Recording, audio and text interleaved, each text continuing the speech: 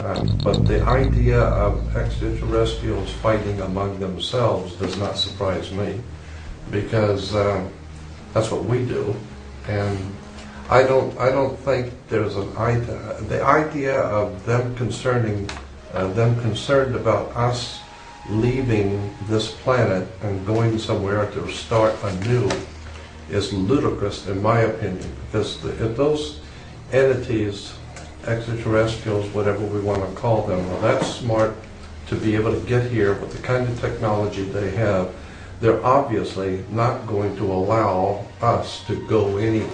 And we've already proven what we can do. We mess up and destroy everything we touch, and then we kill each other.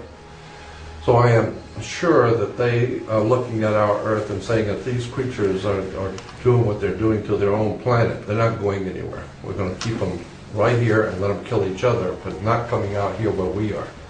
So I don't think they're going to allow us to go anywhere. I doubt that we could even exist or survive anywhere else than the Earth anyway, because I think we probably are designed for this particular planet. But the idea that that there's a war going on among the extraterrestrials kind of fits with what the secret societies talked about, as above, so below. I agree with you. There's a lot of anecdotal evidence that suggests the intervention that some of these UFOs have been seen to participate in over our nuclear arsenal is not so much about saving us from ourselves, but saving the planet after we're done with it. Mm-hmm. But going back to your earlier question, is it possible that there's more than one race of extraterrestrials interacting with us? Absolutely. Is it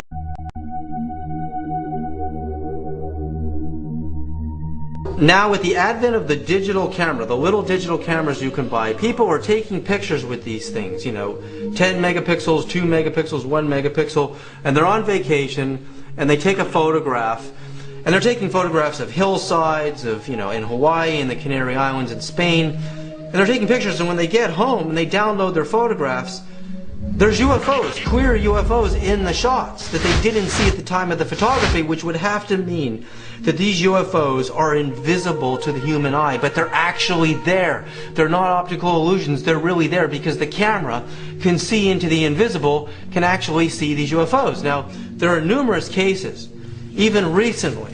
This amazing photograph taken by Robert de Siena, a former military officer in Brazil. He did not see this at the time of photography. He was just taking pictures, and he erased most of them.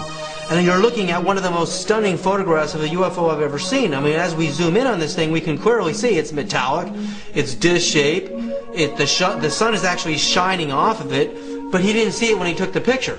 And the reason that is because, for example, the human brain pulses between 24 and 30 waves per second. It's like a camera. It's taking 24 and 30 pictures per second.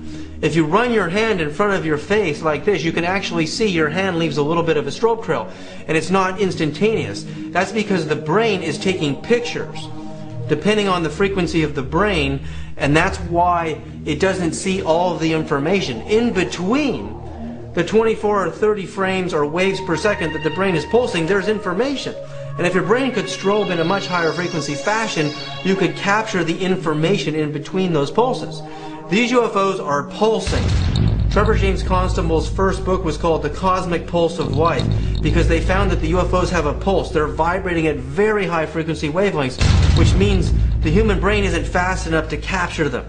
Given to it, and the name by which it was known in naval circles. Trevor James Constable, a New Zealand naval radar operator in World War II, was the pioneer of invisible photography. In the 1950s in California, Trevor took these amazing photographs of UFOs over Landers, Giant Rock, California, where George Van Tassel was channeling extraterrestrials.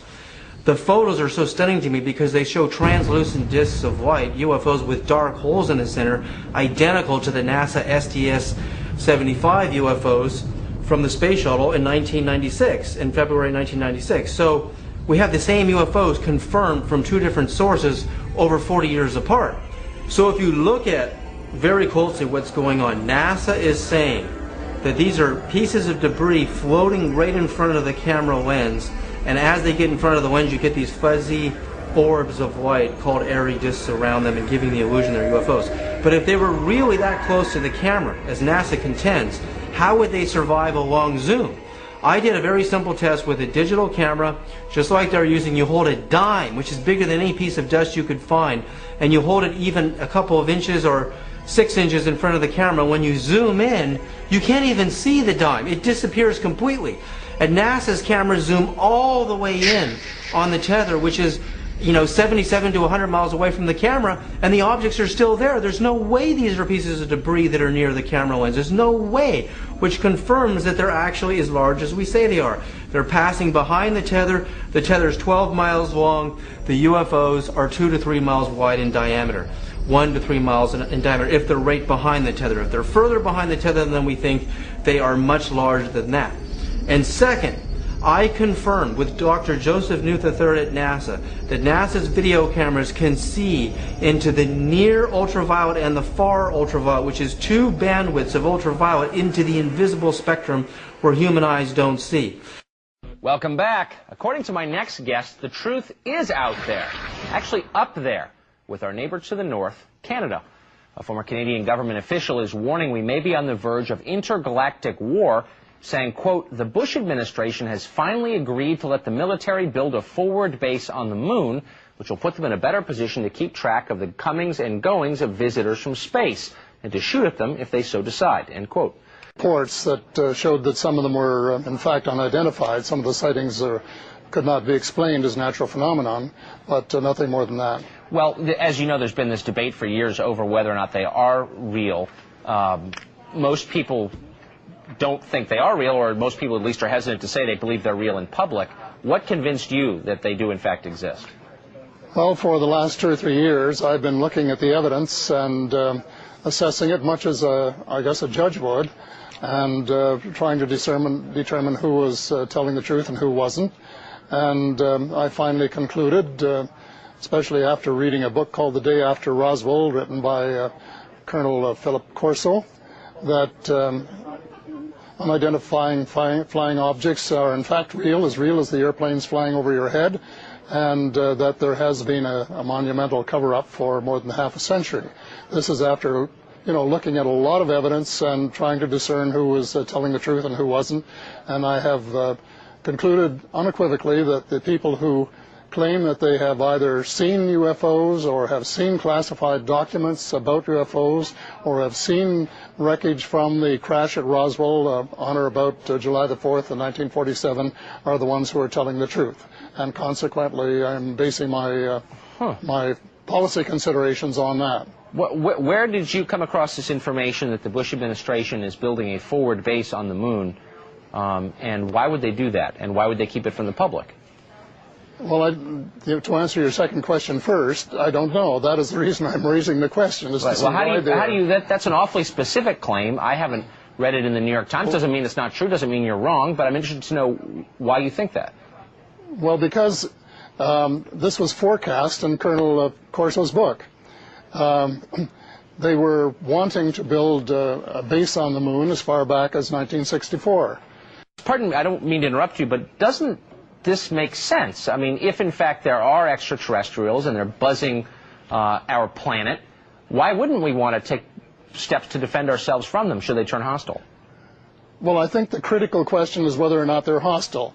You see, when the crash first occurred, General Nathan Twining in Roswell later became after that crash occurred, he declared that they were enemy alien. Now, there's no evidence that I have seen that would really convince me that they are in fact, enemy.